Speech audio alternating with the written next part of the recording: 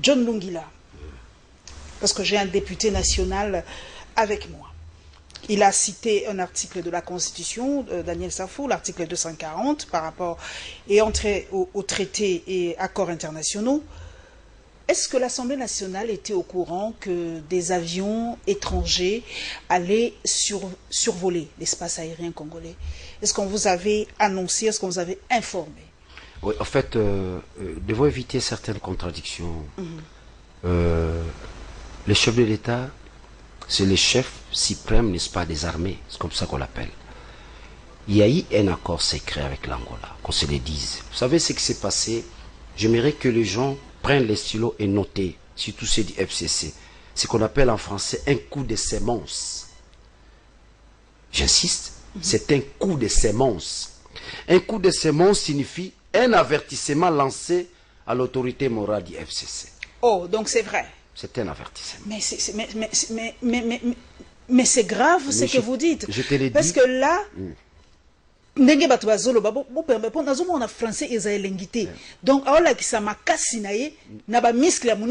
j'aimerais que les gens sachent et retiennent les mots, les vocabulaires. C'est un coup de sémence. Il veut faire peur à Kabila. Dire que si ça ne va pas, eh bien, les avions là vont venir te bombarder. Le coup de sémence, il ne fait pas peur. Que les gens écrivent. C'est là où les gens vont comprendre que Safou n'est pas fou. C'est un intellectuel aguerri, avisé. Le coup de sémence signifie quoi? C'est un avertissement à l'autorité morale du FCC. C'est un avertissement. On ne te menace pas. Mais on te dit, monsieur, il n'y a plus bicéphalisme au sommet de l'État. Il n'y a plus bicéphalisme. Il n'y a plus bicéphalisme.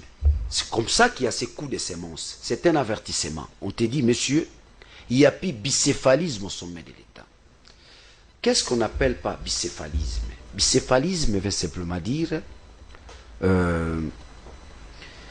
des têtes dominantes au sommet de l'État. Il y en avait à l'époque. C'est ça le bicéphalisme. Mais c'est ce que nous avons vécu dans ce pays. Des têtes dominantes au sommet de l'État. Ceux qui me suivent puissent comprendre.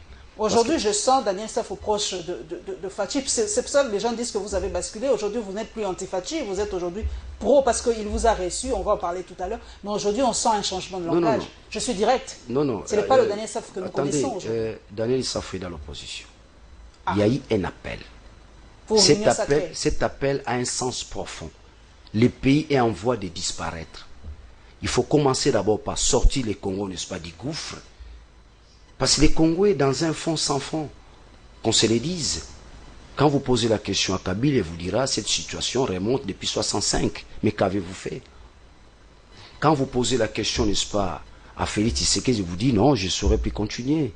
Je suis bloqué. Il fait appel aux gens. Madame, nous sommes en 60. Lumumba Kasavu, ça ne marche pas. Kizenga se retrouve à Kisangani. On va parler. J'en arrive, pardon. Oui, on va en parler tout à l'heure. C'est cet aspect-là, on va en parler. Mais non, nous restons avec. Tu m'as anticipé. En fait, moi, mon combat, c'est au niveau de l'opinion. Ok. Quand les gens disent Daniel Safou, non, Daniel Safou, c'est un homme constant. Ne me comparez pas aux autres. Mais c'est ça. Loin de là, ne me comparez pas à mes frères de Basile Longa, à mes frères Chibala, à tous ceux-là qui ont vendu leur âme pour des biens matériels. Daniel Safou, ce jeune qui vient avec une élite, ce que j'appelle le nouveau leadership. Ok. Daniel Safou. J'en arrive. À l'Assemblée nationale, nous gagnons le temps. Vous n'avez pas été informé, vous nous avez dit, ce que j'ai compris, le chef et le commandant suprême. Donc il a signé cet accord en âme et conscience. Ce survol, ce coup de sémence en âme et conscience. Mais, madame, je suis dans la commission défense et sécurité. Exactement. Vous voulez parler de l'armée dans ces pays?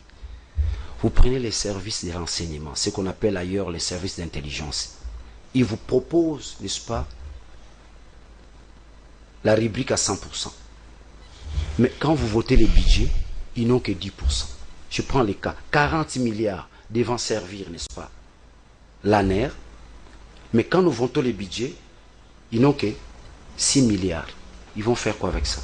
Vous prenez l'armée nationale. C'est que nous votons avec un budget de 6 milliards. Nous devons avoir une armée dissuasive. Ça veut dire que nous n'avons rien. Donc nous devons faire appel aux autres. C'est comme ça, vous avez vu, il y a eu un accord secret. Ça veut dire dorénavant, Si les Congos ont des problèmes, l'armée angolaise, n'est-ce pas, peut nous aider. Quelle sera la facture, hein? Il y a eu ce qu'on a appelé, ils ont effectué deux forces conjointes. S'il faut utiliser un terme militaire. Deux forces conjointes, l'armée angolaise et l'armée congolaise. Mais parce qu'il y a un accord secret, parce qu'il y a coopération, là où il y a faille au sein de notre armée, l'armée, n'est-ce pas, angolaise peut nous aider, peut, n'est-ce pas, intervenir. C'est un avertissement fort à nos frères, n'est-ce pas, du FCC. Aujourd'hui, d'ailleurs, on appelle plus FCC, on dit FCC, qui veut dire fais ceci, fais cela. C'est ce que la population dit. Aujourd'hui, c'est vrai, ce sont des questions que la population a dit de vous poser. Fais cela. C'est vrai. Les Angolais ont survolé l'espace aérien selon l'accord. C'est un coup de sémence, un avertissement fort à l'autorité morale. J'aime prendre les questions des gens qui me suivent. Est-ce que ça sera un jour possible que nos avions à nous aussi de chasse survolent l'espace angolais, fassent des manœuvres aussi en Angola? Oui, ça c'est une bonne question. Nos avions, mais nous sommes un pays défaillant. 18 ans après, Kabila n'a pas conçu l'armée. Nous n'avons pas d'avions de chasse, nous? On n'en avons pas? Mais si nous en avons, avec quels moyens? Si nous en avons, à quels moyens? Si nous en avons autant, on aurait déjà pilonné de l'autre côté, à Ituri, à Beni. 18 ans d'Iran. Mais cette aide, donc avec cette aide, les avions de chasse, les M29, Daniel Safou, vous avez été à l'est de la République, ces avions peuvent nous aider à aller traquer les ennemis à l'est de la République. C'est pourquoi je vous ai dit, l'accord secret signé par Lorenzo et Félix Tshisekedi n'a d'importance que dans la mesure où notre armée, conjointement avec l'armée angolaise, pouvons résoudre un bon nombre, n'est-ce pas, des problèmes. Nous avons une armée qui a un problème d'ordre budgétaire. Le budget tel qu'est porté, n'est-ce pas, pour l'ensemble, n'est-ce pas, du pays, ne parvient pas à résoudre les problèmes de l'armée. 6 milliards, vous allez payer les militaires combien? Vous allez payer les agents de l'ANER combien? Il y a des collabos au sein de l'ANER. Donc, en un mot, s'il n'y a pas coopération militaire, nous sommes finis. S'il n'y a pas appui budgétaire, le Congo va à sa disparition. Et avec le bicéphalisme au sommet de l'État, je crois qu'on a du mal à s'en sortir. Et l'appel lancé par Félix de l'union sacrée, ça ne nécessite pas des couleurs politiques. Quand les uns les autres, derniers savent traverser. Ça, c'est encore des insuffisances d'ordre rationnel. Nous allons en parler tout à l'heure d'ailleurs, parce que nous allons parler des audiences, de consultations. Il ne faut pas que les communs des mortels arrivent à orienter les leaders. Ce sont les leaders qui doivent orienter les communs des mortels. Ce n'est pas celui-là qui est dans son appareil qui doit orienter Daniel Safou. C'est Daniel Safou qui doit t'orienter parce qu'il est ton leader. Okay. Il a des idées claires et distinctes. Il est dans les secrets d'État. Il sait qu'est-ce qu'il peut faire, qu'est-ce qu'il peut projeter pour l'intérêt, n'est-ce pas, de la collectivité. Nous allons parler des consultations. Nous avons vu Daniel Safou lors des consultations. Et j'ai d'ailleurs tweeté, mesdames et messieurs, qu'elle a été reçue à huis clos par le chef de l'État. Et cela lui donne, selon lui-même, Daniel Safou, je l'ai avec moi, une certaine aura, que le chef le connaît très bien. Notoriété même. Le chef connaît son combat, donc il a reçu à huis clos. Et nous allons parler de l'audience du président de la République. Il a reçu une délégation éthiopienne. Vous savez qu'il y a vraiment beaucoup de problèmes là-bas vers l'Éthiopie, avec l'Érythrée juste à côté.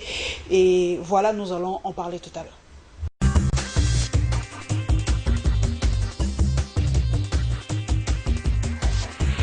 C'était peu avant la poursuite des consultations que le président de la République a reçu en audience le vice-premier ministre et ministre des Affaires étrangères éthiopien de Meke Mekona Hassan. C'est dans le contexte de conflit du 4 novembre dernier qui oppose l'armée fédérale éthiopienne aux forces de la région dissidente du Tigré que le chef de la délégation éthiopienne a sollicité l'appui diplomatique et politique de la RDC. Et les objets de discussion que j'ai eu l'honneur d'avoir avec son Excellence le Président de la République étaient sur 3 aspects. Le premier aspect, c'était échanger sur les possibilités de renforcement des relations bilatérales entre nos deux pays dans tous les domaines, y compris dans le domaine de la production de l'énergie hydroélectrique, puisque nos deux nations sont des nations qui ont des capacités hydroélectriques très importantes dans le continent. Le deuxième objet de nos échanges a porté sur la situation interne qui prévaut en Éthiopie, particulièrement dans la région de Tigré. Et à ce sujet, nous avons expliqué au président de la République que le gouvernement fédéral éthiopien gère cette situation pour rétablir l'ordre, l'autorité de l'État, la loi, et de manière à ce que la paix puisse être restaurée et l'ordre constitutionnel puisse être préservé. Et le troisième sujet que nous avons discuté portait sur le barrage hydroélectrique éthiopien et les problèmes que cela pose dans le cadre du bassin du Nil, avec les deux autres États, le Soudan et l'Égypte. Et à ce sujet, j'ai informé son Excellence Monsieur le Président de la République que les négociations se poursuivent positivement et que nous espérons que bientôt ces négociations pourront aboutir à des résultats positifs. C'est dans sa qualité de vice-président de l'Union africaine et président de la République démocratique du Congo que Félix-Antoine Tshisekedi Tshilombo a été sollicité par les gouvernements éthiopiens. Parlant de consultation du chef de l'État, je salue d'abord l'initiative, c'est une sagesse, et je salue aussi l'humilité, parce que personne ne se suffit. À un moment donné, on a besoin d'écouter un autre son des cloches. Et à plus forte raison, quand on est chef, on a besoin d'écouter la base. Que pensent les citoyens, les co-citoyens, que pensent les compatriotes sur leur pays. Et c'est dans ce sens-là, nous, en tant que Congolais rattachés à notre pays et vivant à l'étranger, nous avons saisi cette opportunité en faisant ces petits mémos que vous voyez là, énumérant les quelques, je dirais, préoccupations, pour ne pas dire conditions, quelques préoccupations. Je sais que ce n'est pas exhaustive, qui, d'une manière générale, connaissent les Congolais qui vivent à l'étranger. Donc, même si nous n'avons pas reçu des invitations officielles, même si nous n'avons pas été abordés, mais en tant que Congolais, parlant du Congo, moi je crois qu'on ne pouvait pas se taire. Pour l'amour de patrie, il faut participer, même de loin, là où nous sommes, raison pour laquelle nous avons fait ces mémos, comme je l'ai dit tantôt, qui reprend de grandes lignes de la préoccupation des Congolais vivant à l'étranger. J'espère que ce message arrivera et aura son sens auprès du président de la République qui veut entendre tout le monde.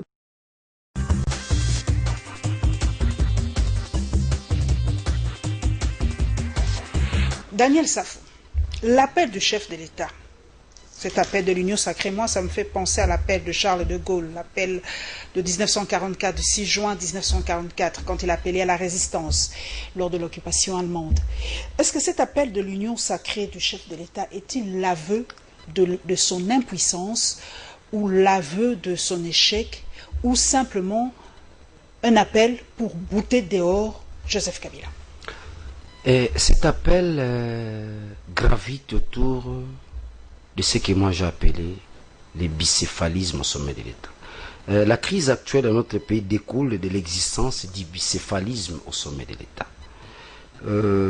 C'est-à-dire l'existence des deux têtes dominantes au sommet de l'État. C'est ça les bicéphalismes. Il n'y a pas deux crocodiles dans un marigot. Non, ça c'est pas. Alors, une telle dualité, n'est-ce pas, à la magistrature suprême, si elle persiste, elle va conduire les pays à ce que j'appelle liquéfaction, que les gens notent encore.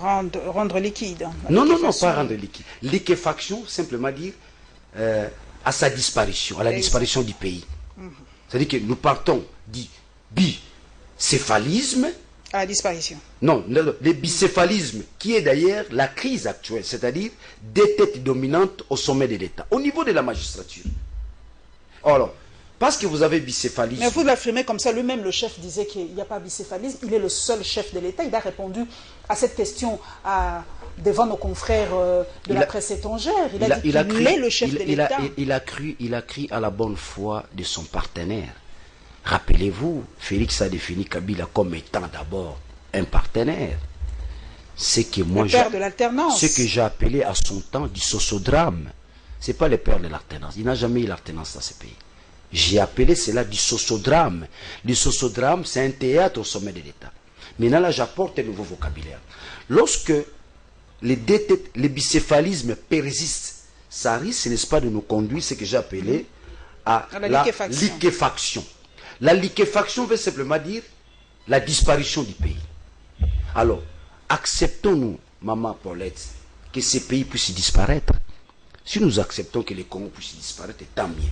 Mais le constat n'est pas seulement fait par Félix, mais par l'ensemble de toute une population. Les mariages à contre-nature, Félix Kabila, ce divorce-là, a d'abord été réclamé a priori par l'ensemble de tout un peuple. Je vous ai suivi, vous avez dit qu'il y aura possibilité d'un réaménagement de la majorité à l'Assemblée nationale. Possible que ça se fasse? C'est possible. Ce que j'appelle la réqualification, n'est-ce pas, de la majorité parlementaire. C'est possible. Et d'ailleurs, beaucoup disent non. Hein, d'ailleurs, je vous fais une révélation. Nous en avons déjà cette majorité. Ah, mais le FCC derrière Janine Mabunda, pardon, nous avons vu les images lors de la plénière. Je vous dis, nous avons déjà cette majorité. Je préfère anticiper. Comment on appelle ça? La réqualification d'une nouvelle majorité. Comment on appelle ça? Non, le terme en français m'échappe, mon Dieu. Débauchage. Débauchage. Non, il n'y a pas eu de débauchage. Il n'y a pas eu des enveloppes qui ont circulé. Vous avez simplement convaincu les gens. En premier lieu, place, d'abord, c'est cet engagement. Lorsqu'un député est élu sur la liste d'un parti politique ou d'une plateforme, il ne dépend pas totalement de son parti. Il dépend d'abord, en premier lieu et place, au peuple qu'il a élu. C'est le peuple. Le peuple constate que votre majorité mécanique, votre majorité fabriquée, ne permet pas à ce que le pays arrive à décoller. Les Congos ne décollent pas. Nous sommes restés là. On ne décolle pas. Simplement parce qu'il y a une certaine majorité, il y a quelqu'un... Aujourd'hui, Daniel Safou, je vous suis très bien. Aujourd'hui, toute la responsabilité, nous parlons en tant qu'intellectuels, aujourd'hui, toute la responsabilité est rejetée au FCC, comme vous le dites, et à Joseph Kabila. Fais ceci, fais cela. Voilà, au FCC. Mais on semble oublier, vous ne condamnez pas, par exemple, les dépassements budgétaires à la présidence de la République. Personne ne parle de ça. Les dépassements budgétaires dans plusieurs institutions, vous n'en parlez pas. Aujourd'hui, le diable... c'est Joseph Kabila. C'est le FCC aujourd'hui. Soyons quand même impartial. Dire qu'aujourd'hui le diable, c'est Joseph Kabila. Il a toujours été le diable. Il est venu avec quelle philosophie? La philosophie de la destruction du Congo. Ça, je l'ai dit même quand j'étais journaliste. Dis-moi, Kabila a construit quoi? Il a construit quoi? Par contre, il a détruit. Il a tout détruit. Mais c'est quand vous l'appelez...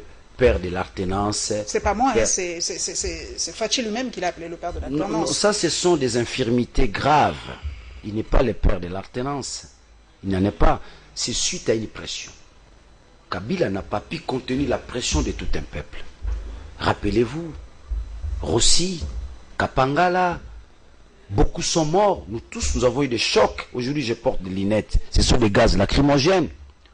C'est là où je maudis tous ceux qui nous injurient. Ils ne savent pas reconnaître la lutte que nous avons menée pour ce pays. Pendant qu'ils dormaient avec leurs femmes, pendant qu'ils mangeaient avec leurs enfants, nous étions en prison.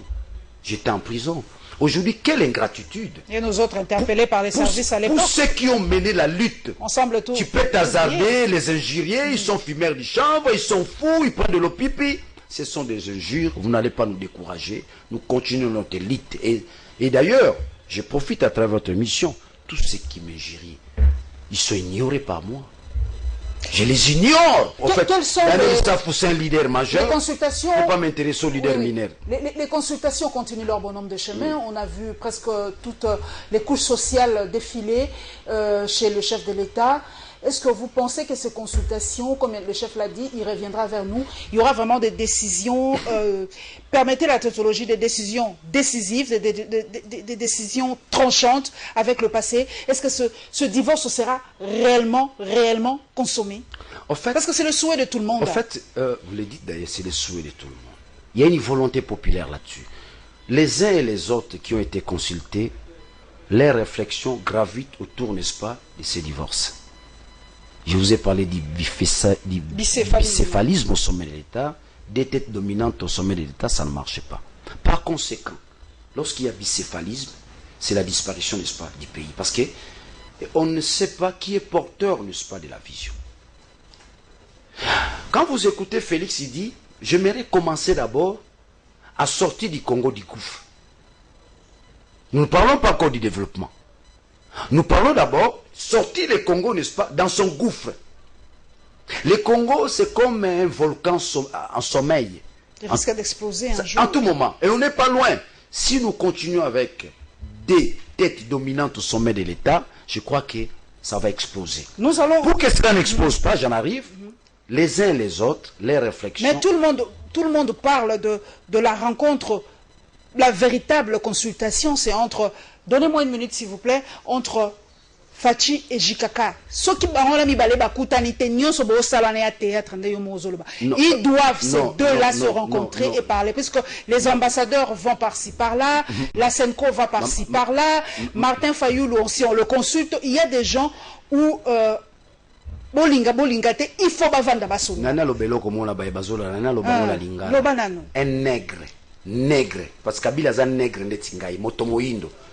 Wando pesa ba to pouvoir, yo longwe président comme si mutubo président. Un nègre. Qui sont les ancêtres de Kabila? C'était des guerriers, ils avaient conquis le Congo, ils ne peuvent pas prendre le Congo en otage. Aza Léopold Dété. Tu ne peux pas prendre tout un peuple en otage. Tu peux pas prendre tout un pays en otage.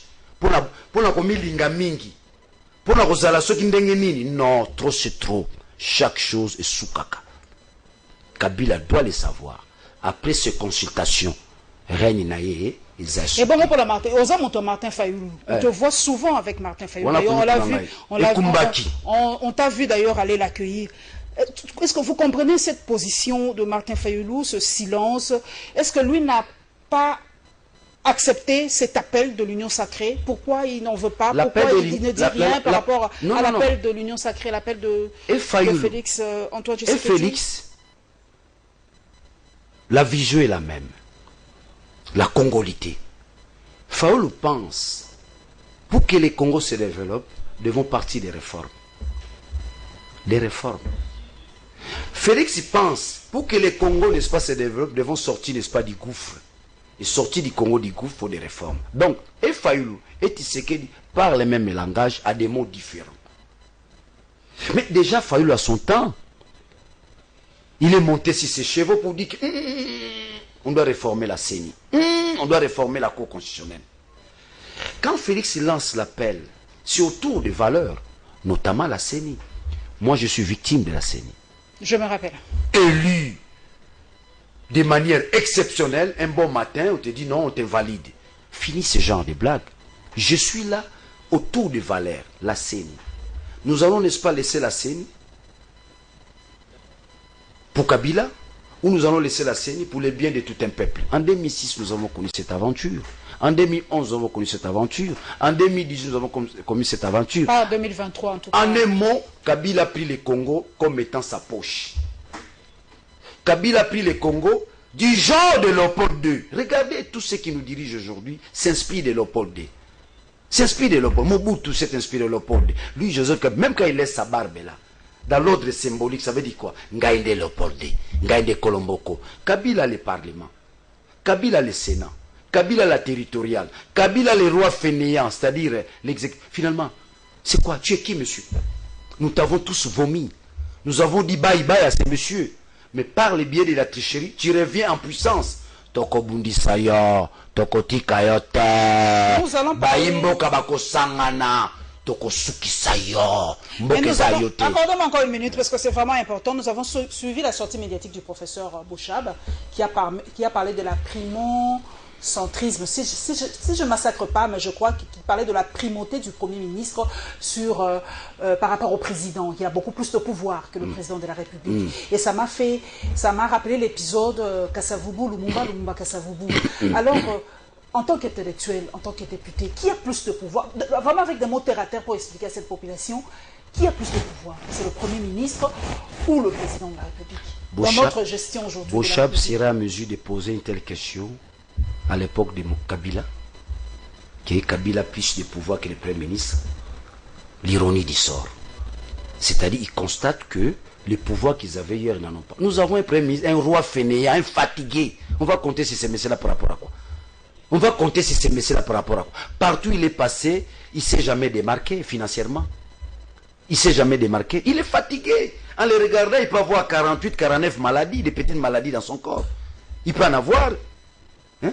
Quand vous l'examinez, vous verrez hernie fiscale, hémorroïdes, rhumatisme, il a un problème des yeux, il a un problème de caries dentaires, il a un problème de la hanche, il a un problème de dos. Une telle personne peut sortir le Congo de son gouffre. Une telle personne peut aider le Congo, n'est-ce pas, du marasme économique. Non, il est fatigué, qu'il aille se reposer. Donc, quand Bocha pose des problèmes, n'est-ce pas, des a priori du chef de l'État et du Premier ministre, c'est de l'hypocrisie.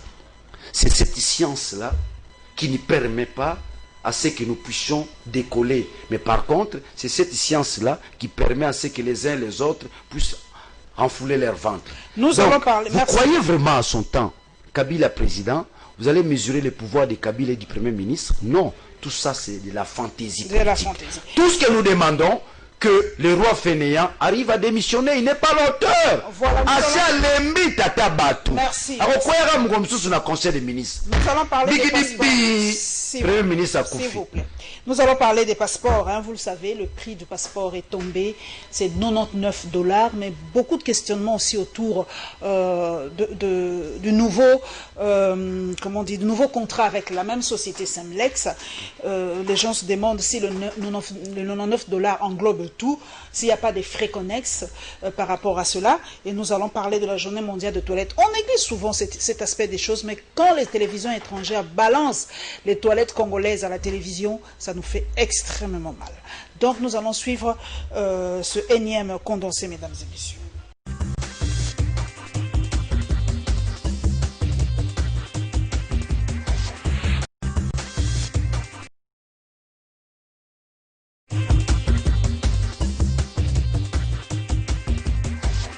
C'est la vice-ministre de l'Environnement et Développement durable qui a lancé officiellement la feuille de route de l'éradication et de la défécation à l'air libre en RDC à ce jour de commémoration de la Journée mondiale des toilettes. Ces feuilles de route consistent à assurer l'accès à tous à des services d'assainissement et de l'hygiène dans nos milieux respectifs, a indiqué les représentants Bureau Watch UNICEF. Cette feuille de route d'éradication de la défécation à l'air libre que nous venons de lancer aujourd'hui ensemble va nécessiter une coopération des acteurs pour la mobilisation de plus de 60 millions, moyennant un investissement de 1800 francs congolais par habitant privé d'une latrine basique.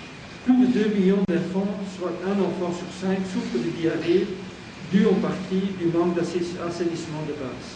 Cette journée mondiale des toilettes a été instaurée dans le but de sensibiliser la population sur l'importance d'utiliser des installations sanitaires viables, a martelé Benjamin Touarambe du ministère de l'Environnement et du Développement durable. L'Organisation des Nations Unies a consacré cette journée pour que les États membres sensibilisent le public sur l'importance de l'utilisation des installations sanitaires. Vu que ces dernières garantissent la bonne santé et protège l'environnement contre les publics fécales. La vice-ministre de l'Environnement et Développement durable revient ici sur la mise en œuvre de ces feuilles de route. En tant que programme du gouvernement, la feuille de route sera mise en œuvre au cours de la période allant de 2020 à 2030. Les phases de la mise en œuvre s'échelonnent de la manière suivante. Phase 1. Préparation des acteurs provinciaux et locaux à travers les formations. Accompagnement des communautés à travers l'approche intégrée pour la bonne exploitation des latrines. Notons que ces feuilles de route a connu l'appui financier de l'UNICEF. Le nouveau passeport biométrique de la République démocratique du Congo coûte désormais $99, tel qu'annoncé ce week-end par la ministre des Affaires étrangères et celui des Finances. Cette bonne nouvelle réjouit plus d'un Congolais. Nous encourageons cette initiative, puisque vous voyez, le taux à moins de $100, c'est quelque chose qui est avantageux pour tous les Congolais. Ça nous permet maintenant, tout le monde, soit tous les Congolais, que je dirais, de savoir la facilité d'avoir ce propre. J'aime cette annonce puisqu'il y a beaucoup de Congolais qui se plaignaient que les passeports coûtaient cher en RDC. Mais avec cette annonce, quand même, les gens sont contents. Et moi aussi particulièrement, lorsque j'ai appris ça, j'ai tellement aimé. Mais ce que je demande à notre gouvernement est que cela puisse avoir le suivi. Il faut qu'il y ait un suivi pour que cela puisse bien se passer avec des procédures qui sont légales. Cependant, certaines inquiétudes demeurent dans la tête des Congolais. Il s'agit entre autres des frais connexes à payer. Très bonne nouvelle pour le peuple congolais dans la mesure où le passeport coûtait quand même assez cher. Alors si aujourd'hui nous avons le passeport à 99 $, sans compter peut-être les frais connexes qui pourra aller au-delà peut-être de 120, 130 $, on aura beaucoup plus de précision plus tard. Mais je pense que c'est quand même une très bonne nouvelle pour la population congolaise. Signalons que les délais de livraison de passeports biométriques est de 7 jours pour les requérants se trouvant à Kinshasa, 14 jours pour ceux des provinces et 28 jours pour ceux de l'extérieur.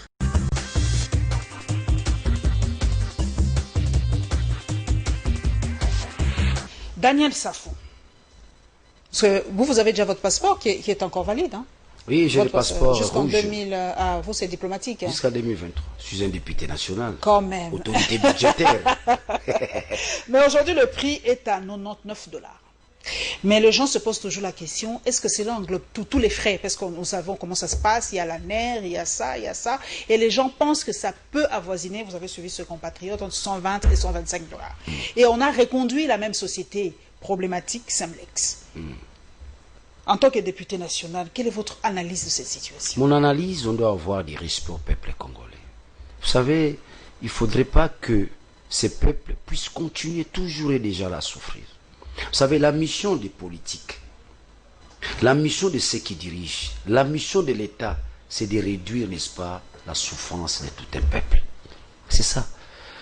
Hier, nous avons connu, n'est-ce pas, des passeports à des prix colossaux. 300 $. 300 $, je dis bien à des prix colossaux. Et si aujourd'hui, les pouvoirs actuels peuvent arriver, n'est-ce pas, à réduire, juste pour répondre aux besoins, n'est-ce pas, de la population, c'est une bonne chose.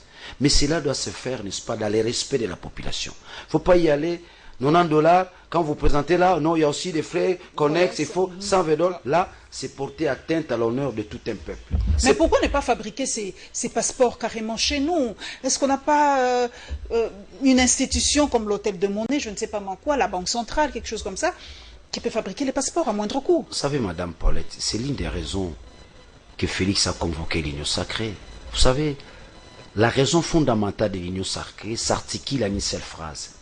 Le Congo n'est plus un État-nation. Aujourd'hui, le Congo, c'est un État autorité morale, où vous avez des têtes dominantes, n'est-ce pas, au sommet de l'État. Mais avec l'Union sacrée, il y a possibilité, nous puissions partir de l'autorité morale à un État-nation. Nous sommes sortis de l'État-nation. Quelle est l'administration congolaise? Quand vous avez vu l'administration, les pères fondateurs du Congo avaient 3 missions. À la sortie, n'est-ce pas, de la table ronde, nous devons avoir une administration. Nous devons avoir une police professionnelle. Nous devons avoir une armée dissuasive. Tout ce dont je viens de te citer, ça n'existait pas.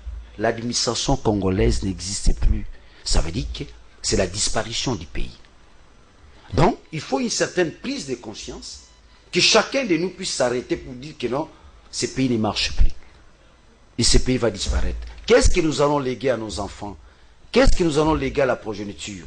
Les chamailleries? La tricherie? L'État autorité morale? Dans ce sens-là. Donc, je pense que l'avènement ou les soucis de mettre Kabila à côté, ça serait le début du commencement d'une nation. Nous ne sommes pas une nation. Nous ne sommes pas une nation. Oh, nous devons devenir une nation. Alors, pour que nous devenions une nation, il faut que les premiers d'entre nous puissent poser les problèmes de la nation. C'est que Félix est lui-même n'est pas le problème, puisque beaucoup disent que Tshisekedi lui-même aussi est un problème. Il n'est pas le problème? Si il ne fait pas partie du problème? Si Tshisekedi lui-même est un problème, je pense qu'il vient de poser la problématique. La problématique qui demande à tous les Congolais autour des questions fondamentales. C'est ça la problématique. Nous tous autour de la CENI, nous tous autour de la Constitution, nous tous autour de l'économie du pays, nous parlons politique. Suivez Paulette Kimoutou, je suis un ancien journaliste. Quand vous ouvrez nos télévisions, vous verrez, on nous parle que de la politique. Vous ne voyez pas un journaliste faire une émission sur la politique monétaire. Il n'y en a pas. Vous ne voyez pas un journaliste faire la politique sur l'agriculture. Oh, le problème aujourd'hui, c'est l'agriculture. ailleurs, ils ont, n'est-ce pas, atteint ce qu'on appelle l'autosuffisance alimentaire. Moi, j'ose quand même de parler de ça. Quand même, je fais un peu la différence. Ah, toi, tu le fais, hein? Je le fais quand même. Alors, je te fais le cadeau de 100 $. Oh là là. Je te le fais. Je vous invite à l'international. Regardez Paulette Kimoutou. Sans l'agriculture, nous n'allons rien faire. Nous n'allons rien faire. Un peuple affamé, mais nous avons des terres. Il faut qu'on parle de l'agriculture. Et s'il faut parler de l'agriculture, il y a deux volets. Cette problématique a été posée. Il y a l'agriculture industrialisée, où ça nécessite l'implication, n'est-ce pas, du roi fainéant. Il y a aussi les contenus locaux. Nos mamans là, qui font des matembélés, les contenus locaux. Oui. Qu'est-ce que les pouvoirs en place, les gouvernements, les rois fainéants fait face à ces mamans, les mamans maraîchères et consorts? Il faut les contenus locaux. Lorenzo ailleurs, il a réussi à entretenir l'économie, les contenus locaux. C'est cette économie-là locale. Qui est cette maman-là, cette agriculture-là, cette maman-là qui fait des matembélés. Vous lui donnez un peu des engrais chimiques, vous le faites ceci. Merci beaucoup. Je vous dis, s'il n'y a pas les contenus locaux, ça n'ira pas. Cette problématique d'ailleurs a été soulevée par votre collègue Christelle Vouanga, la problématique de la gestion de nos terres arables. Nous allons maintenant parler aussi de l'UDPS, quand même. À Kikwit, vous avez vu cette marée humaine à Kikwit où l'UDPS est allé tenir son meeting, qui n'était pas à rien cette fois-ci, un meeting vraiment terrestre. Et nous allons parler d'un grand homme, un Né-Congo comme vous. Je crois que vous l'avez croisé, Syndicat Dokolo, qui est mort, vous le savez, d'une façon assez tragique, mort à 48 ans à peine. Et il a laissé un héritage assez profond, un homme de culture qui luttait pour le retour de nos œuvres d'art en Afrique, la terre-mère. Image, s'il vous plaît.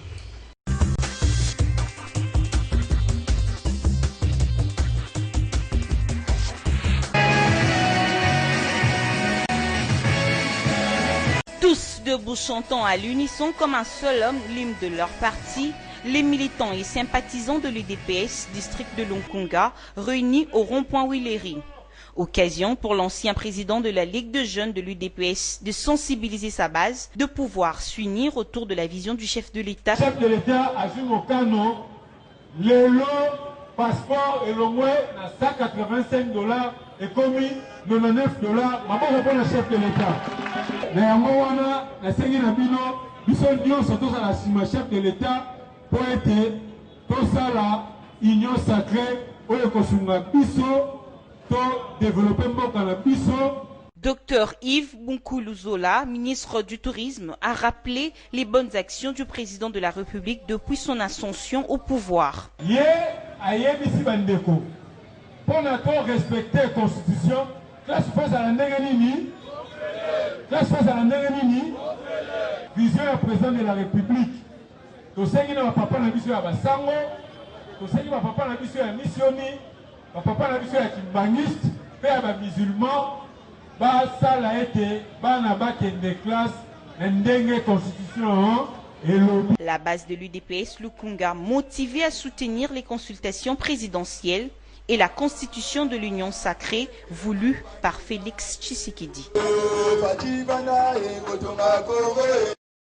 Musée national de la République démocratique du Congo, c'est ici que mouvements citoyens, amis et connaissances ainsi que membres de famille se sont retrouvés pour rendre un dernier hommage à celui qui était coordonnateur du mouvement citoyen congolais Debout. En présence de l'autorité urbaine, cette assemblée a suivi en direct la messe organisée à Londres en mémoire de l'illustre disparu. Sur place, familles biologiques et proches se sont inclinés devant le corps sans vie de Syndicat Dokolo. Au musée national à Kinshasa, Jantini Gobila a déposé sa gerbe de fleurs à la chapelle érigée en mémoire de l'homme d'affaires congolais qui était spécialisé dans la collection des œuvres d'art. Le gouverneur de la capitale congolaise garde encore de bons souvenirs de l'illustre disparu.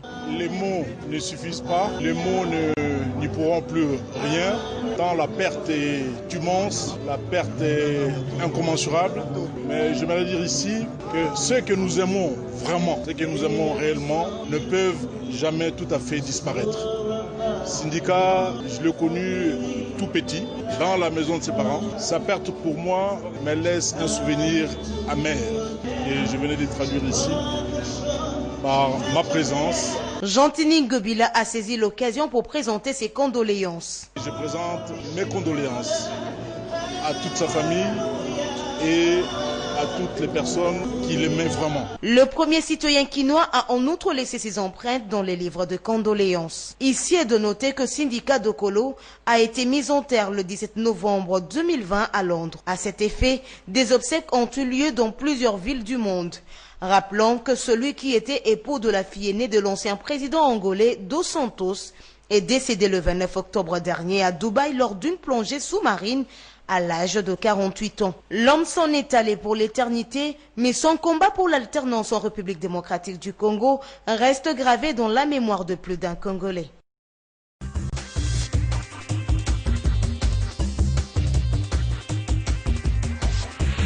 Daniel Safou, je sais combien la culture chez toi est primordiale, comment tu revendiques ton appartenance dans l'espace Né-Congo. C'est pas que tu es tribaliste, mais nous appartenons tous à un espace géographique d'origine.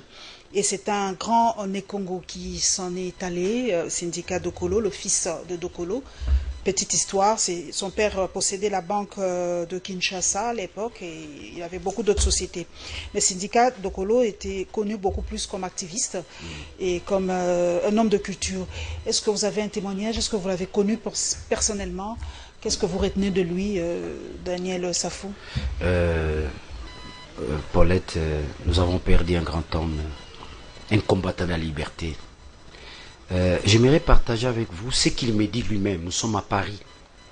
Et que les gens sachent, c'est nous qui sommes allés, n'est-ce pas, siéger à Paris pour enfin dégager la transition sans Kabila. Les gens doivent nous respecter. Les gens doivent cesser avec les injures. L'histoire retiendra que Daniel Safou a mené une lutte sincère dans ce pays. C'était une sélection de leaders. Nous sommes allés à Paris pour dégager un document, une transition sans Kabila. Ça poussait les choses. Ça poussait Kabila à la sortir. Il me dit ceci. Mbouta, il m'appelait Mbouta. Mbouta, j'ai tout fait dans ma vie. Je n'avais pas une considération que j'ai aujourd'hui. Les jours où j'ai commencé à défendre mon pays, j'ai senti une grande considération. Même de mes amis, même ma femme, commençait à me considérer autrement. Mbouta, il ne faut jamais renoncer à cette lutte. Il y a de la considération là-dessus. C'est que je retiens des syndicats. Syndicats, il avait la passion du Congo. Je crois que si chacun de nous développons cette passion-là, personne ne peut nous rouler le pays. Kabila ne sera pas en mesure de nous rouler. Il nous roule. Il apparaît le plus intelligent de tout le monde. Il s'en fout de nous. Il nargue même les Congolais. Comme Kabila, ancien président, sénateur à vie. Ça va changer ces histoires-là. Bientôt là. Bientôt là, le peuple congolais va se ressaisir. Ce que j'appelle le nouveau leadership. Nous ne sommes pas loin, n'est-ce pas, de ramener de l'ordre dans ces pays. Et se laissera faire. Vous êtes sûr que Kabila se laissera faire comme ça? J'ai combattu Kabila durant 18 ans. Je connais sa faiblesse. Tu connais la faiblesse de Kabila? Il a peur du peuple. Quand le peuple s'élève, il dit non, concertation. Quand le peuple dit non, dialogue. Non, non, allons au dialogue. Le peuple est mécontent. Oh non, il faut concertation. Je connais la faiblesse de Kabila. Si les Congolais me font confiance, moi, Daniel Safou, devant, le peuple derrière, il y a moyen de stopper Kabila. Je connais sa faiblesse. Mais lui ne connaît pas ma faiblesse. Moi, je suis l'enfant d'un pauvre. Mais j'ai eu à les combattre. Mais tout au long de ma lutte, il y a une chose qui résiste aux assauts du doute. Il a la peur du plus grand nombre, le peuple congolais. Si tous les 80 millions d'habitants, on se lève un matin, Kabila Toboy, Kabila, Kabila, Kabila, dans sa faiblesse, okay, je préfère aller en Zimbabwe. Je préfère quitter le pays. Daniel, arrête de me faire rire. Mais je te dis la vérité. Mais aujourd'hui, l'UDPS a tenu, c'était pas à Kikwit, désolé, mais c'était ici à Kinshasa, le meeting de l'UDPS. Aujourd'hui, en tout cas, est-ce que l'UDPS est-il aujourd'hui, se comporte-t-il comme un parti au pouvoir ou un parti d'opposition? Parce que des fois, la position de ce grand parti, on ne comprend pas très bien. On a l'impression que c'est un parti opposé au pouvoir. On ne comprend pas. Est-ce que vous comprenez la position de l'UDPS? Non, je comprends la position de l'UDPS. Je suis un ancien de l'UDPS moi-même. En fait, la position de l'UDPS, c'est aussi la position de tout un peuple. L'UDPS a été conçu avec un seul but. C'est lui de sortir le Congo, n'est-ce pas, de sa léthargie économique, politique et consort. L'UDPS a vu les jours en tant qu'antithèse du système qui était en place, c'est-à-dire la dictature. Et l'IDPS avait comme vocation celle de développer les Congos, de changer les choses. En un mot, le changement. Lorsque l'IDPS se rend compte, le changement n'est pas là. Mais cherchons les ramifications qui bloquent ces changements-là. C'est le FCC qui bloque tout, quoi. Ils se rendent compte qu'il y a bicéphalisme au sommet de l'État. Ils se rendent compte qu'il y a deux têtes dominantes. D'où, si nous écartons l'autre tête et que nous laissons une seule tête, dans l'ordre des possibilités, on peut obtenir le changement. L'IDPS est resté dans sa pression naturelle. L'IDPS est resté dans ses atouts populaires. Et qu'avec ces éléments-là, il y a possibilité, n'est-ce pas, nous puissions obtenir le changement. Aujourd'hui, l'IDPS joue aussi le rôle du stimulus face, n'est-ce pas, on court d'ailleurs le temps. Question directe, parce que il y a certaines personnes qui aujourd'hui font leur entrée au sein de l'UDPS. Ma question est directe. Où se situe aujourd'hui Daniel Safou? Est-ce que vous voulez aussi faire votre rentrée, votre retour triomphal comme l'enfant perdu, l'enfant prodigue au sein de l'UDPS? Est-ce que vous êtes toujours proche de Martin Fayoulou ou voilà? Vous êtes où? Vous vous situez où? Daniel Safou, comme je l'ai dit, c'est les nouveaux leaderships. C'est ces jeunes-là qui montent en puissance. Je suis avec Fayoulou. Je suis avec l'IDPS aujourd'hui. Je suis avec tous ceux qui pensent que, à l'unisson, nous pouvons sortir les Congos du gouffre. Je demeure encore opposant, mais il faut reconnaître que Daniel Safou a mené une lutte qui avait comme connotation l'IDPS, qui avait comme modèle Etienne Tshisekedi wa Mulumba. Que ce soit Fayoulou, que ce soit Tshisekedi, que ce soit Moïse Katumbi, personne ne va me détacher de mon maître à penser. Etienne Tshisekedi. Etienne Tshisekedi wa Mulumba. Le Mahatma, c'est lui. Il a corrompu notre jeunesse. Nous avons appris la démocratie auprès de ces messieurs-là. Nous avons appris les droits auprès de ces messieurs-là. C'est une référence pour nous. C'est un repère. Comme le dit Saint-Exupéry. Saint-Exupéry dit ceci dans Les Petits Princes. Si vous voulez devenir grand, il faut suivre les chemins qu'a suivi les grands. Tshisekedi a été traité de fou. On l'a même amené, n'est-ce pas, à l'hôpital Saint-Pépé. Tshisekedi à son temps. Mais si aujourd'hui, on traite d'année de fou, c'est-à-dire que je suis sur les traces des grands. On a traité Tshisekedi de fou. Mais aujourd'hui, on est en train de traiter Daniel Safou de fou. Donc Daniel Safou est sur les traces des grands. On a traité Jésus-Christ de fou. Je vous ai présenté le verset biblique, Matthieu 10, verset 20, que Jésus est fou. Martin Fayoulou aussi est traité de fou. On a traité Martin Fayoulou de fou. Mais tout jeune que je suis, à peine, je me retrouve, n'est-ce pas, dans l'espace politique, une année, 8 mois. Mais quand vous prenez Daniel Safou, c'est comme si je vécu 10 ans, 15 ans, n'est-ce pas, dans les affaires politiques. Je suis un jeune politique. Un jeune politique, je me bats. Mais mon travail prouve à suffisance que je suis grand. Quand vous allez au Parlement, dans les top 10 des députés, Daniel Safou est là. Parmi les grandes interventions, Daniel Safou est là. Quand vous prenez, vous allez dans les commissions, Daniel Safou est là, c'est le premier, c'est un des députés qui se retrouve. D'ailleurs, nous allons terminer là, parce que nous allons là-bas chez vous. Je pense que rien ne m'empêche de revenir au sein de l'IDPS. Rien ne m'empêche de m'attacher à Fayoulou. Rien ne m'empêche d'écouter Félix. Je profite à travers cette émission dire merci au président de la République, Félix Antoine Tshisekedi. Il a reconnu ma lutte. On a réussi tout le monde. On nous a réussi en public, mais le président m'a réussi en aparté, où nous sommes entretenus pendant 9 minutes sur autour des questions liées au Congo. Ça veut dire que Daniel Safou aujourd'hui, c'est un nouveau leadership qui monte en puissance. Daniel Safou aujourd'hui, les Congolais peuvent compter sur moi. Merci. Nous allons terminer d'ailleurs par votre hémicycle. Nous allons avoir la réaction de Fabrice Pouela et de Mbata par rapport au Conseil d'État. Vous savez que Fabrice Pouela est allé porter plainte au Conseil d'État par rapport au bureau de l'Assemblée nationale. Beaucoup de choses par rapport à ce bureau, on dit beaucoup de choses de pas très catholiques, comme par exemple le fait de sceller le bureau de l'administration ou déposer certains courriers.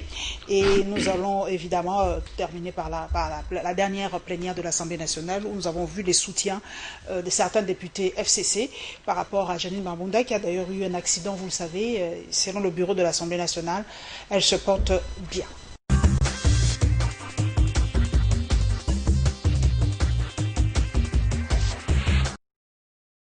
Devant les élus nationaux, le ministre d'État en charge des ressources hydrauliques et électricité a tout d'abord expliqué à l'Assemblée pourquoi les courants électriques et l'eau potable sont devenus depuis un temps des denrées rares dans plusieurs coins de la République démocratique du Congo, dont sa capitale.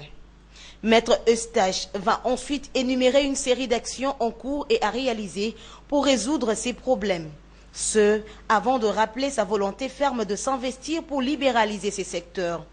Alors qu'il s'attendait au débat général, Maître Eustache va être exempté de cet exercice par la motion incidentielle du député Alfred Maïcha, qui a démontré que le ministre d'État est attendu à la commission aménagement du territoire. Après vote, les élus du peuple vont renvoyer cette matière à la commission. Dans le couloir, Maître Eustache promet que l'eau et l'électricité seront assurées pendant la période des fêtes de fin d'année et Nouvel An. Sinon, que j'ai rassuré, comme je l'ai dit la dernière fois, que la desserte en eau et à l'électricité ne posera pas de problème. Nous allons passer nos fêtes sans aucun problème parce que le gouvernement est résolument engagé à aider à l'amélioration de cette recette. Quant à la question orale et écrite, les travaux continuent en commission, la commission infrastructure et aménagement du territoire de l'Assemblée nationale, et je reviendrai quand la commission aura présenté les rapports à la plénière. Le ministre d'État en charge des ressources hydrauliques et électricité dit avoir mis toutes les batteries en marche pour concrétiser la vision du chef de l'État Félix-Antoine Tshisekedi autour de ces denrées qui sont d'une importance capitale pour les Congolais. Pour le député national Albert Fabrice Pouela, malgré les menaces de mort, il reste droit dans ses bottes et ira jusqu'au bout, car, dit-il, j'attaque seulement le refus de la démission par le bureau de l'Assemblée nationale et non autre chose. Et d'ailleurs, c'est un grand pas. Pour nous, c'est déjà un grand pas qu'on a franchi et nous faisons confiance à notre équipe. Les faits sont clairs. Vous avez vu comment les collectifs de l'autre côté étaient en difficulté de prouver qu'ils ont eu à présenter les rapports de gestion de l'Assemblée nationale.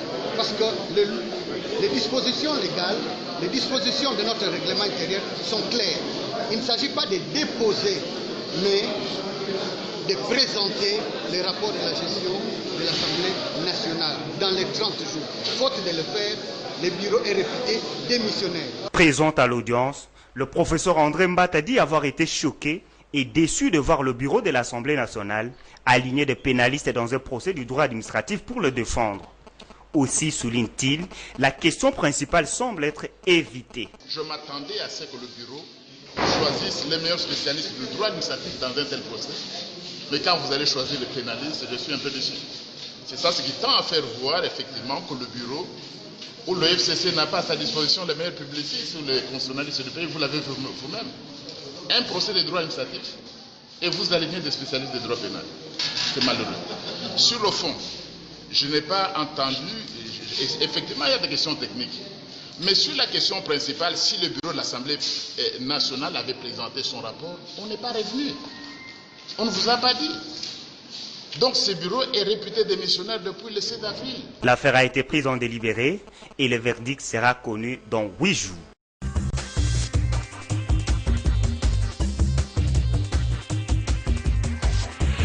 Daniel Safou, nous sommes vraiment en train de chuter, d'atterrir tout doucement après notre meeting ici. On a bien parlé. Pourquoi Fabrice Pouela veut-il le départ du bureau de l'Assemblée nationale? Ou carrément, j'ose le dire, pourquoi veut-il la tête de Janine Mabunda? Pourquoi Pouela veut la tête de Janine Mabunda? Moi, je crois que Janine Mabunda est dans le passé. C'est fini, c'est impossible. Il va pas tenir compte de tout cela. J'ai du mal à parler de la femme. J'ai du mal à parler de la femme. Moi, j'ai été élevé par la femme. Mon père est mort très tôt. J'ai une considération exceptionnelle vis-à-vis de la femme. Quand vous lisez La force suprême de Jean Malunga, un écrivain d'en face ici dit, à toi aussi mon fils, j'aimerais te parler à propos de la femme. La femme n'est pas un être inférieur. Par son regard, il peut changer une situation. Par sa main, il peut mettre fin à une guerre. Fin de citation. Donc la femme, on nous a fait rater quelque chose. Voir une femme à la tête d'une institution, c'est du nouveau. C'est quelque chose qui attire à la fois. Ça révolutionne même nos enfants, filles et nos mamans, que nous avons une femme à la tête. Et aujourd'hui, cette femme doit partir. Je crois que tout est lié, n'est-ce pas, à la problématique des Kingakati. Vous ne sentez pas l'engagement, les soucis de la nation. Mais nous sommes restés dans le cadre État-autorité morale. Je vous ai défini. Fais ceci, fais cela. Et si Mabound était victime de fais ceci, fais cela, vous croyez qu'on peut conduire les pays avec des injonctions liées à fais ceci, fais cela? C'est ça le FCC. Je pense que l'heure est arrivée qu'on arrive à déboulonner. Certaines comme ce que disaient les antivaleurs, parce que le combat de Tchène Tshisekedi, il ne cessait jamais de le dire, nous devons combattre les antivaleurs. Mais si vous avez des antivaleurs, et que ces antivaleurs-là ne permettent pas à ce que les pays aillent de l'avant, automatiquement, il doit y avoir des stratégies et les moyens devant vous permettre en quelques poussières de minutes, vraiment, le ministre de l'Énergie était passé pour parler de cette carence en eau et en électricité en République démocratique du Congo. Il n'y a pas eu débat et tout ça, elle était exemptée de cela. Est-ce que vous allez continuer toujours? Parce que vraiment, vous êtes député national, proche du peuple. Vous voyez comment il n'y a pas d'eau, il n'y a pas de courant à Kinshasa, vraiment à Kinshasa. Daniel Safou, il n'y a pas d'action vraiment à mener par rapport à ça. C'est vrai que vous dites que ce n'est pas le travail du député, mais quand même, votre base vient vous dire, député national, on n'a pas d'eau, on n'a pas de... Qu'est-ce que Daniel Safou compte faire? Vous avez été élu au Moamba quand même. Surtout à Rigini, Campus et tout ça, il n'y a pas d'eau, il n'y a pas de courant. La première démarche, je dois me débarrasser du roi fainéant. Ça veut dire que nous avons un premier ministre indigne. Il doit démissionner. Il doit démissionner. Tout ce qu'il nous a présenté comme moyen de développer les Congo, jusqu'à preuve du contraire, rien n'a été réalisé en termes de pourcentage. C'est pourquoi je les juge roi fainéant. Pour vous, le premier un premier ministre fatigué. C'est le départ du premier ministre. Mais débarrasser de ce premier ministre, et celui qui viendra, je pense, il va s'atteler sur l'eau et l'énergie. Vous savez, lorsque vous voulez parler du développement d'un pays, c'est comme ça que je me moquais des Kabila, 5 chantiers. Sans électricité, vous allez développer les pays comment? Vous allez industrialiser les pays comment? 5 chantiers, l'électricité, l'énergie. Déjà, nous sommes dans les années 70. Marien Ngouabi, président du Congo en face, il pensait déjà sur l'énergie solaire. Et d'ailleurs, il sera abattu pendant qu'il s'est préparé pour aller soutenir sa thèse sur l'énergie solaire. Il faisait déjà des expériences sur l'énergie solaire. Marien Ngouabi, nous avons encore des gens pareils en Afrique qui peuvent réfléchir sur l'électricité. On vous présente un premier ministre licencié en économie, docteur en économie, professeur d'université. Il n'y a rien d'économie dans ce pays. Merci beaucoup, ce monsieur-là doit démissionner. S'il me suit, Ilunkamba, je lui ai donné un autre poste, non? Ilunkamba, roi fainéant. Démissionne, monsieur. Ok. Question directe. On a Balobi Daniel Safou, Mikolo, moi gentil, pour le quoi gouvernement et Koya, tu te sens ministrable. Même si moi poste à ministre, il y a un moi gentil, comme ne pas bakina balobo comment tient assez. Daniel Safou, mon bon. Bango ne batient assez. Petit n'a pas écouté la force du progrès à vivre. Tout tient assez. Tout tient assez. Merci. Tout tient assez. Tout tient assez. Merci. Donc ça veut dire que ces mariages-là, Daniel Safou, IDPS, c'est une bombe atomique. Tara Daniel Safou Nanzela, IDPS na ciment, ensemble de Kotoyo, aux issues SID, aux issues Kotoyo, ensemble. MLC. Daniel Safou Liboso. Yomo aucun exilte. Merci beaucoup. Madame. Merci d'être passé à la barre, Daniel Safou, député national. Merci à toute. Pas seulement député national, grand leader de la vie de Kinshasa. Grand leader je vous le concède. Merci en tout cas. Mais le concède de Moni Félix Ayambinga, président de la République Ayambinga. Merci Tolobelango. Na quoi sa cour constitutionnelle Balobelango. Merci. Mais RFI Azolobelango. Na lingi na bandeko na biso mingi ba journaliste to meka ko changer. Soto zo me makaka ko finga ce n'est plus ça. Ko finga zo kitisa bino. Eza ba jouer so bazaka na ba digital, ba utikatanga, ba awa, ba salimo ba plateau. Donc la communication aujourd'hui au Congo n'est pas réglementée. Ba jouer c'est des bino boza sous terre. vous a sauté. On doit réglementer le secteur de la commune. Surtout la chaîne où YouTube. Donc, alors on a mutagalata maman azo sokolana kikoso pour la razo ba vie belé. Si ko biso yo to tchela c'est donc bato ba vie ko fait d'année ça peut ça no suba pour ça ils sont fini d'année ça 30 000 vies, 40 000 vies, hein? C'est fini. Donc tout petit canoli comme ben giroana, j'insiste là-dessus. Mouzitou na Moïse Katumbi so bazana problème, vous les journalistes vous venez injurer Mouzitou par rapport à quoi? Ici je fais allusion à mon ami Moukeba, ça n'a respect na Mouzitou monsieur. Au comité tata Moukeba il peut avoir 57 ans, aramuninga la ngate. Ngazo na différence à 7 ans. Tu vois quand mangala nzoto dernier saf ami na ngate. Ngala ko aussi 50 ans. Moukeba ozana ba 56 ans. Ami tchana place na ye. Oli kana te vo finga yobi mbonga Mouzitou nde. Si Mouzitou a problème na Moïse Katumbi, ils vont régler entre leaders. Yoza leader, yoza mwana, yoza foutre na onda ko netinga to ba locataire. So ba mko utiliser ka ofinga. Je dis à Moukeba ofinga rabiso. Mais faites attention avec Mouzitou. Yo système ozo ke na ofinga ka batu, yo ba finga raote. Mais ba yebi ndingo zali. Ba yebi bien, mais moi je ne fais pas. Merci. Ofinga raote. Ofinga basa batu, ofinga ba leader. Ba ko ko se anga droit de réponse. Pardon eko kiwana. Na kolongolango la montage na émission. Kuta kakingonza. Kakimbangu. Kiambumba Philippe. Keba. Pardon, esa émission à l'icolo. Merci, merci. Donc moi la KBC, Keba la Mouzitou, beaucoup de respect na Mouzitou. Beaucoup de respect à Fayoulou, beaucoup de respect à nos leaders, beaucoup de respect à Moïse Katumbi, beaucoup de respect sur la maman Daniel Saf. Merci beaucoup. Merci d'être passé. Pour le tour à ça, tu as la zoé il nous a fallu pour politique. La musique est fallu, mais la politique vient à eux. Merci Daniel Saf vraiment d'être passé à la barre. Merci à tous mes followers dans les réseaux sociaux. Je passe encore le samedi prochain. Merci en tout cas d'être fidèle à cette émission et je dédie cette émission à ma sœur qui vient de nous quitter, Anana Sidonie Kimpiob, que vraiment la terre de nos ancêtres te soit douce et légère, car ta dernière demeure, on y sera le mardi prochain pour te dire au revoir. On se retrouvera, mesdames et messieurs, le dimanche prochain, Inch'Allah.